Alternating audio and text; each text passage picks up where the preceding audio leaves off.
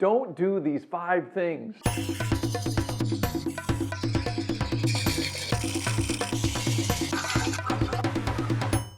Hi, I'm Kent and welcome to Turn a Wood Bowl. Today we're going to talk about 5 things not to do with the lathe when turning wood bowls. Now, on my website and in my courses and on this channel, we go over lots of things to do and how to create wood bowls, but there are lots of things you don't want to do when you're at the lathe turning wood bowls. And those can be just as important, and not knowing them could be potentially dangerous. My guess is that you probably already know a few of these, but I'm also guessing there will be a few things in here that you weren't aware of that you're going to want to add to your list of things to keep in mind while you're turning wood bowls at the lathe. So let's jump right into it. All right, the first thing not to do when you're at the lathe is just wear a face shield. You might be thinking, wait a minute, I'm supposed to wear a face shield, right? Listen to what I said. What you don't want to do is you don't want to just wear a face shield. Your face shield is not good enough. You also need eye protection. You need to be wearing safety glasses. I can tell you from firsthand experience that this face shield does not stop an impact on your face. It only disperses the energy. That means it spreads that energy around. I got clocked square in the face, right underneath my nose once from a bowl that came off the lathe. You might have heard me talk about this before. Essentially, the bowl came up and smacked the center of my face shield so hard, I thought somebody came around the corner and punched me in the face. I was kicked back away from the lathe a few feet, and it took me several seconds to figure out what had happened. Basically, the energy of the bowl coming off the lathe went right up into underneath my nose, and the face shield did its job. It dispersed that energy, and it spread it across my nose and on my lip, and basically my face hurt for a couple days.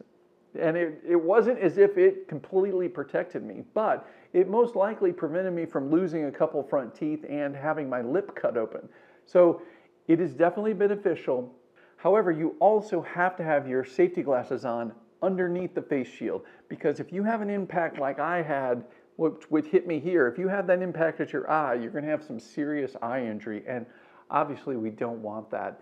So wear your safety glasses and your face shield. It's not an and or option. You wear both when you're turning at the lathe. All right, the next thing we don't want to do when we're at the lathe is we don't want to get too aggressive with our bowl gouge. I see many times people get really aggressive, putting a lot of pressure and weight and energy into pushing the bowl gouge across the piece and really not letting the tool do the work. This cutting edge on the bowl gouge will cut just beautifully, but you need to do it at its pace. You don't want to force it. When you force the bowl gouge and get aggressive with it, especially when you're roughing out a bowl blank, it makes a great opportunity for dislodging the tenon or the mortise, the connection to the lathe, and or wobbling it around in the lathe and causing issues. Instead, what you want to do is you want to think of the bowl gouge as a slicer. This slices away material, and we're going to make lots of thin slices until we get down to the shape that we want. There's no reason to get overly aggressive.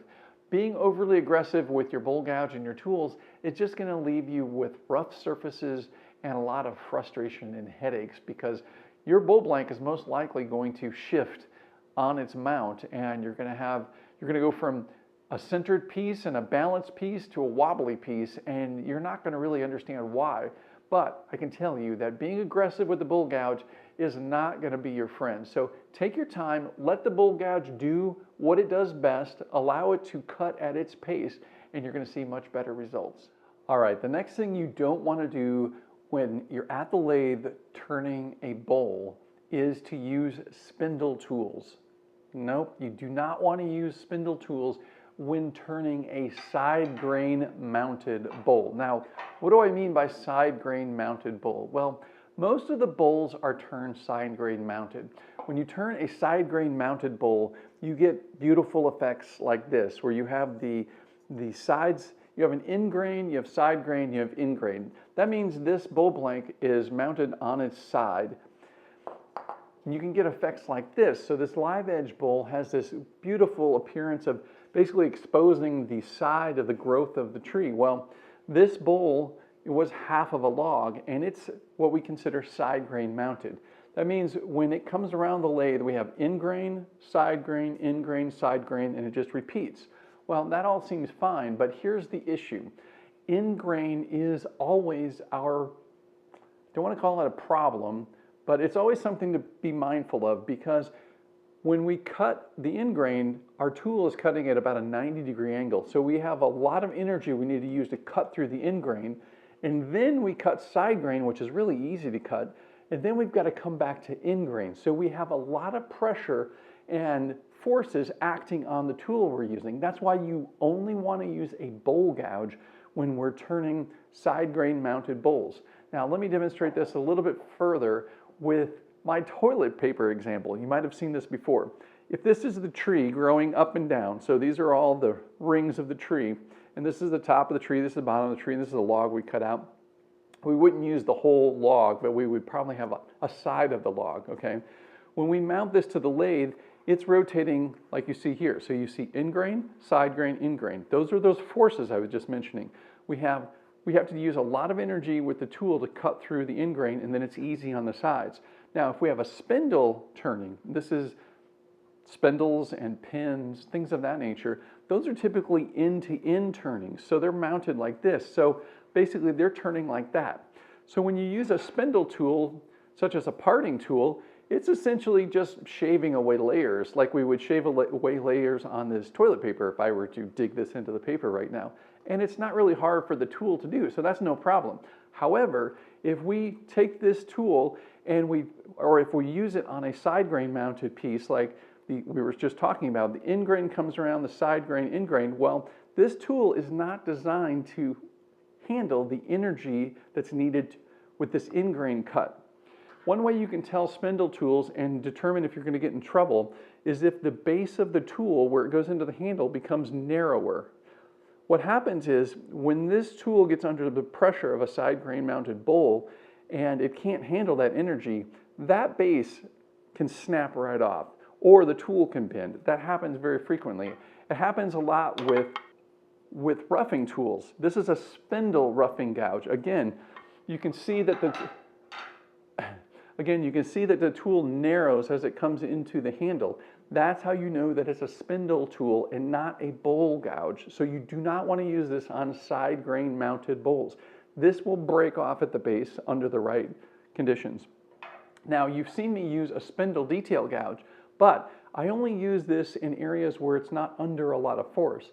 I use this to shape the angle of the dovetail on the tenon. It can be used for the mortise. It can be used for putting decorative patterns in the side of a bowl, things like that. But it's not to be used to remove the bulk of the material from a side grain mounted bowl, ever. Just don't do it, because you're going to get yourself in trouble. These tools don't handle the energy the way a bowl gouge does. So use a bowl gouge with a side grain mounted bowl at all times. One of the other things that's really important to not do when we're at the lathe turning wood bowls is to take a bowl gouge and move it in a manner that looks like you're scrubbing or moving it back and forth, left and right. That is not how this tool is designed. Now, many people think that that's okay because they come to bowl gouges after using a carbide scraper, which there's nothing wrong with that. Now, with the carbide scraper, you essentially just keep the tool on center, and yeah, you can scrub back and forth without any issues. You can go left or right. Now, you might be thinking, wait a minute, if I can go left or right with this piece, why don't I just use that all the time? And if you're only going to do a little bit of turning and you're not really interested in learning all of the tools and mastering the bowl gouge, then the carbide scraper is fine. I've got a video all about the difference between the bowl gouge and the scraper. You might want to check that out. Now, that being said, one thing you need to keep in mind is that with the carbide scraper, you're not going to get a really clean, finished surface. What happens? Well, when we're turning a side grain mounted bowl, like we just mentioned in the previous issue, the end grain can be problematic. We need to make sure that we're getting a good, clean cut there. The one tool that does that really well is the bowl gouge. Not only because of the way that it's designed, which was the issue why we don't use spindle tools with side grain mounted bowls. This has the strength to do it, but it also has a really great cutting edge. That cutting edge is slicing wood fibers instead of tearing them out. If you think about it, the carbide scraper is sitting at a 90-degree angle. So when the ingrained fibers of this bowl come around, they're essentially getting ripped out instead of being sliced off. And the difference is with the angles of the bowl gouge and the way this is presented, we are slicing them off or whittling them. So if you think about a stick and whittling a stick, it's a much smoother action, and we're going to do multiple passes to remove small amounts each time, which is going to give us a really clean finished surface that needs very little sanding. However, this tool does not do that. Yes, you can get a relatively good surface, and I know there's lots of people out there that use these that may be telling me or maybe thinking right now that I can make a really good surface with a scraper. Well, you can, and it can be done, but it's a lot of work, and you're still going to have to do a lot of sanding compared to what can be accomplished with a bowl gouge. So just keep that in mind. But now the biggest thing with this and what we started with is you can't go back and forth with a bowl gouge. Instead, what you want to do is you want to take the nose of the bowl gouge, point it in the direction of the cut, and then make the pass. It's that simple. What you don't want to do at any point, you don't want to stop and back up or rotate the bowl gouge open and present more material to it, because that's when you're going to get a nasty catch, and that won't be pleasant. So don't do that. Don't do any back and forth action. If you're making a pass and you realize, oh, it's not quite the way I wanted it, then you're going to need to make another pass, perhaps a thinner pass, but you're going to have to make another pass in the same manner. Start from the beginning and position the bowl gouge in the direction of the cut and then make the pass. It's that simple. You don't ever want to back up, because that's where you're going to get some nasty catches. So just remember that, especially if you're coming from a carbide scraper world where you can scrub back and forth. Don't do that with a bowl gouge, because you're going to get some nasty catches. By the way, I have a bowl gouge mastery course online that you might want to check out.